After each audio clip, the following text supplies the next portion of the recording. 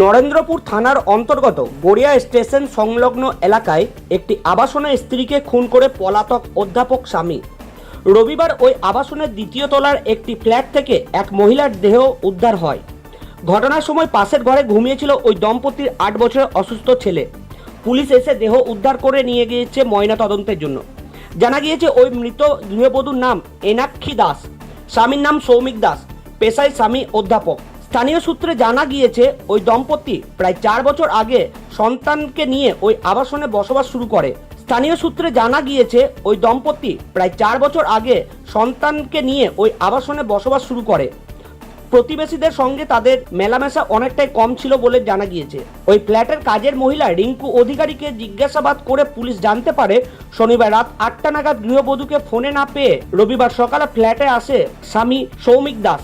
বারবার ডাকাডাকি করেও সাড়া না পাওয়ায় প্রতিবেশীদের কাছ থেকে চাবি নিয়ে ওই পরিচারিকা উপরে উঠে দরজায় হাত দিতেই দরজাটি খুলে যায়। ভিতরে ঢুকে ওই পরিচারিকা দেখেন ছেলে অন্য ঘরে ঘুমিয়ে রয়েছে। পাশের ঘরে মশারি টাঙানো বিছানায় গৃহবধূর নিথর দেহ পড়ে আছে। স্বামী সৌমিক দাসের কোনো খোঁজ মেলেনি এখনো। ঘটনার তদন্ত শুরু করেছে পুলিশ।